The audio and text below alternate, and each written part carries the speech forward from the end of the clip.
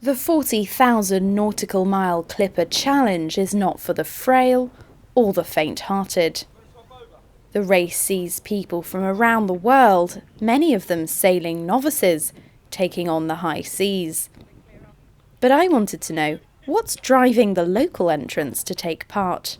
Well, I decided to stop work about 8 months ago, and having had a number of quite challenging jobs, I decided it was time to do some things for me. So this year has been about challenges purely for me. So earlier in the year I climbed Kilimanjaro.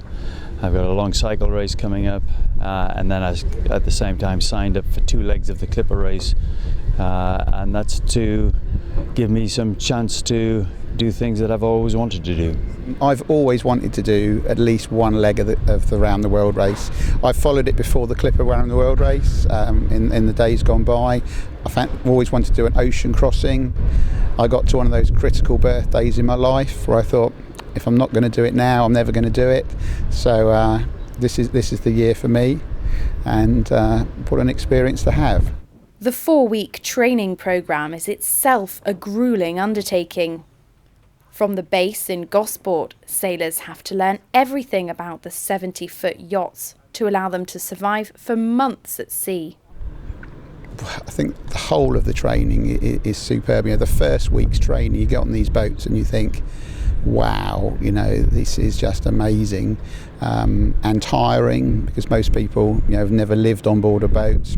Me being one of them, till I did this, I'd never spent a night on a boat, and this week on level 4 we've just spent 6 nights out at sea, working through the night on 4-hour shifts.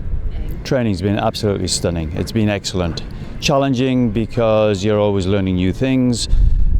Challenging because you can't always get things perfect, but a huge, massive learning experience, and just great to be with crew members in a pressurized situation sailing a 70-foot boat.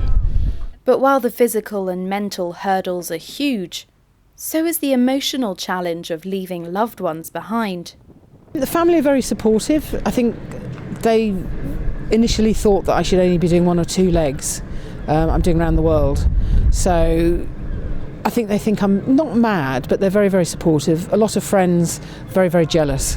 And there will be times when I miss them, but I think it'll be harder for those left behind, especially, you know, my kids. Being away from everything else, away from friends and family for such a long time, you know, longer than any of us have ever been away from friends and family. So I think that side, the mental side of it on the boat, it's going to be harder to cope with. You know, on the down days when the weather's rough and you're cold and you're wet, you might be seasick and everything else. You know, all you've got to go back, you've got your teammates, but all you've got to go back to is your bunk, basically, and you're cut off from the rest of the world.